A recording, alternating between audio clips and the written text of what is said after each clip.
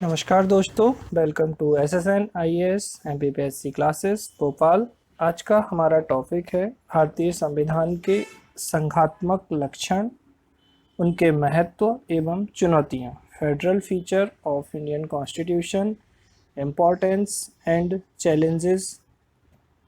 चलिए स्टार्ट करते हैं। तो सबसे पहले हम समझ लेते हैं कि फेडरलिज्म या संघवाद क्या होता है। Federalism is a system of government in which power have been divided between the center and its constituent part such as states or provinces. संघवाद सरकार की एक प्रणाली है जिसमें शक्तियों को केंद्र और उसके घटक भागों जैसे राज्यों या प्रांतों के बीच विभाजित किया जाता है। इम्पोर्टेंट चीज़ क्या है, जो शक्तियां हैं वो किसके बीच में विभाजित हो रही हैं, तो केंद्र और राज्यों के बीच में। शक्ति के पृथक्करण का मॉन्टेस्क्यू का सिद्धांत बिल्कुल अलग है इसको साथ उसको कनेक्ट नहीं करना है आपको। ये चीज़ आपको क्लियर कट ध्यान रहनी चाहिए कि संघवाद या फेडरलिज्म में केंद्र और राज्यों के मध्य या केंद्र और प्रांतों के मध्य जो शक्तियां हैं उनका विभाजन होता है।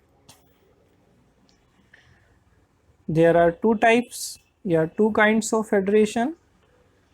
फेडरेशन या संघ जो है वो दो तरीके के होते हैं। First, holding together federation and second, coming together federation. Holding together federation का मतलब होता है बेटा कि संघ जो है इन दिस टाइप पावर आज are shared between various constituent parts to accommodate the diversity in the whole entity. Here powers are generally tilted towards the central authority. यहाँ पर जो शक्ति होती है वो केंद्र की ओर झुकी हुई होती है। तो ये चीज़ आपको अच्छे से ध्यान रखना है। इसके एग्जाम्पल देखते हैं, इंडिया, स्पेन और बेल्जियम। तो आप देखें कि भारत में जिस तरीके की संघवाद को या संघीय व्यवस्था को अपनाया गया है उसमें शक्तियाँ सामान्यतः केंद्र की ओर झुकी हुई होती हैं। Coming together federation second, in this type independent states come together to form a larger unit. Here states enjoy more autonomy. Important है, more autonomy as compared to the holding together kinds of federation. Coming together federation के अंतर्गत जो संघ बनता है वो unit छोटी छोटी इकाइयों से मिलकर बना होता है और यहाँ पर जो राज्य हैं उन्हें ज़्यादा ऑटोनॉमी या स्वायत्तता प्राप्त होती है।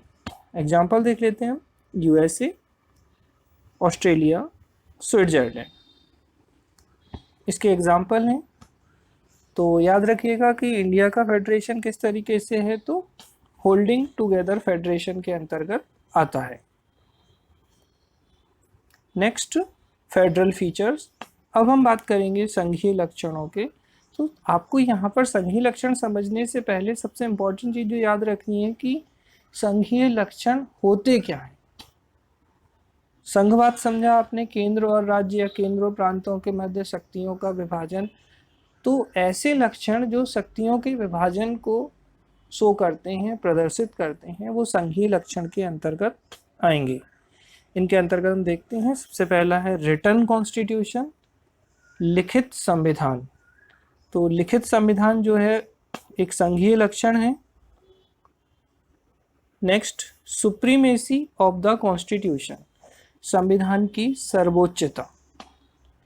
देखिए, अगर आप बात करेंगे सिंगल कॉन्स्टिट्यूशन, तो सिंगल में एकल आ रहा है, तो एकल संविधान यूनिटरी फीचर है, जबकि संविधान ही है, संविधान की सर्वोच्चता फेडरल फीचर के अंतर्गत आएगा। मींस केंद्र तथा राज्य दोनों के लिए ही संविधान जो है वो सर्वोच्च है। तो सुप्रीमेसी ऑफ द कॉन्स्टिट्यूशन कैसा फीचर है बेटा, फेडरल फीचर है। नेक्स्ट, रिजिड कॉन्स्टिट्यूशन, कठोर संविधान। तो संविधान में अगर हम देखते हैं, संविधान में संशोधन की बात करें तो संविधान में जो संशोधन होता है जिसमें संघीय लक्षण वाले संशोधन होते हैं, तो उनमें केंद्र के साथ साथ राज्यों या आधे से अधिक राज्यों की सहमति भी आवश्यक होती है। तो रिजिड कॉन्स्टिट्यूशन या कठोर संविधान एक संघीय लक्षण है। नेक्स्ट है डिवीजन ऑफ पावर्स। शक्तियों का विभाजन, तो शक्तियों का विभाजन केंद्र तथा राज्य या केंद्र तथा प्रांतों के मध्य होता है। नेक्स्ट है इंडिपेंडेंट जुडिशरी, स्वतंत्र न्यायपालिका। स्वतंत्र न्यायपालिका संघीय लक्षण है, जबकि अगर हम बात करते हैं एकीकृत न्यायपालिका या इंटीग्रेटेड जुडिशरी, ये आपका एक यूनिटरी फीचर है या एकात्मक लक्षण है। तो याद रखिएगा, स्वतंत्र न्यायपालिका संघीय है, स्वतंत्र शा से संघीय, ऐसे याद रख लीजिए अगर कुछ नहीं समझ आए तो। नेक्स्ट है बाइकैमरल लेजिस्लेचर, द्विसदनीय विधानमंडल। द्विसदनीय विधानमंडल तो केंद्र में संसद और राज्यों में विधानसभा होती है। विधानमंडल का मतलब समझ लीजिए, लेजिस्लेचर क्या होता है। तो विधानमंडल के अंतर्गत अगर हम एग्जाम्पल देखते हैं तो एक केंद्र में संसद है और राज्य में विधानमंडल कहा जाता है इसे। संसद राष्ट्रपति, राज्यसभा और लोकसभा से मिलकर बनती है। राज्य के विधानमंडल की बात करेंगे तो राज्यपाल, विधान परिषद और विधानसभा से मिलकर बनता है। डुअल गवर्नमेंट, दोहरी सरकारें, तो डुअल गवर्नमेंट पॉलिटी, केंद्र तथा राज्य दोनों ही स्तर पर गवर्नमेंट कार्य कर रही है। केंद्र में सेंट्रल गवर्नमेंट तथा स्टेट में स्टेट गवर्नमेंट कार्य करती है। नेक्स्ट है कॉन्करेंट लिस्ट, समवर्ती सूची। तो भारतीय संविधान में अनुसूची 7 के अंतर्गत 3 प्रकार की सूचियां हैं, जिनमें पहली संघ सूची, दूसरी राज्य सूची और तीसरी होती है समवर्ती सूची। तो समवर्ती सूची को संघीय लक्षण माना जाता है क्योंकि इस पर कानून बनाने का अधिकार केंद्र तथा राज्य दोनों को होता है। नेक्स्ट आते हैं हम importance of federalism in India. Bharat में संघवाद का महत्व। जब हम संघवाद के महत्व की बात करेंगे तो सबसे इम्पोर्टेंट चीज क्या है? Federalism is the most relevant factor of modern constitutionalism. The core objective of Indian federalism are unity in diversity. Indian federalism का जो महत्वपूर्ण उद्देश्य है वो है यूनिटी इन डाइवर्सिटी, मतलब एकात्मकता में विविधता या एकता के साथ विविधता। नेक्स्ट है डिवोल्यूशन इन अथॉरिटी। तो अथॉरिटीज जो हैं वो केंद्र से राज्यों के स्तर पर प्राधिकार को भेजते हैं। नेक्स्ट है डिसेंट्रलाइजेशन इन एडमिनिस्ट्रेशन। प्रशासन में विकेंद्रीकरण एक महत्वपूर्ण विशेषता के रूप में आप यहाँ पर देखते हैं इसके महत्व में। Through federalism the state pursues the goal of common welfare in the midst of wide diversity in socio cultural economic sphere. इसके द्वारा आप सामाजिक आर्थिक रूप से भी डाइवर्सिटी या विविधता देखते हैं। नेक्स्ट बात करते हैं challenges of the federal structure of India. Bharat की संघीय संरचना की चुनौतियाँ। अभी तक सामान्यतः फेडरल फीचर, यूनिटरी फीचर यही क्वेश्चंस आते रहे हैं, लेकिन बदलती परिस्थितियों में जिस तरीके से एमपीपीएससी और अदर स्टेट पीएससी और यूपीएससी का पैटर्न चेंज हो रहा है लगातार, तो इससे संबंधित चुनौतियां भी आपसे पूछी जा सकती हैं कि भारत की संघीय संरचना की चुनौतियां कौन कौन सी हैं। तो पहला है लैंग्वेज कॉन्फ्लिक्ट, भाषाई विवाद आपको देखने को मिलता है। दक्षिण भारत, उत्तर भारत, अलग अलग जगहों पर भाषा को लेकर विवाद चलते रहते हैं। इशू ऑफ रिलीजन, धार्मिक मुद्दे काफ़ी प्रॉब्लम क्रिएट करते हैं। जैसे अभी आप देख सकते हैं 3 तलाक का मुद्दा काफ़ी चाया रहा। सीएए की बात करें, जम्मू कश्मीर में आर्टिकल 35A की बात करें, तो कई सारे मुद्दे हैं जो धार्मिक कारणों से भी उत्पन्न होते हैं। फिजिकल एनवायरनमेंट, भौतिक पर्यावरण के कारण जो भौतिक स्थितियां होती हैं उनके कारण भी संघीय संरचना को चुनौती फेस होती है। नेक्स्ट है एक्सटर्नल फोर्सेस, बाहरी बल भी फेडरल स्ट्रक्चर को प्रभावित कर रहे हैं। नेक्स्ट है रीजनलिज्म, क्षेत्रवाद की भावना, हर व्यक्ति अपने अपने क्षेत्र को बढ़ावा देना चाहता है, जिससे फेडरलिज्म को चैलेंजेस मिलता है। डिवीजन ऑफ पावर, शक्तियों का विभाजन। अब्सेंस ऑफ फिस्कल फेडरलिज्म, राजकोषीय संघवाद की अनुपस्थिति।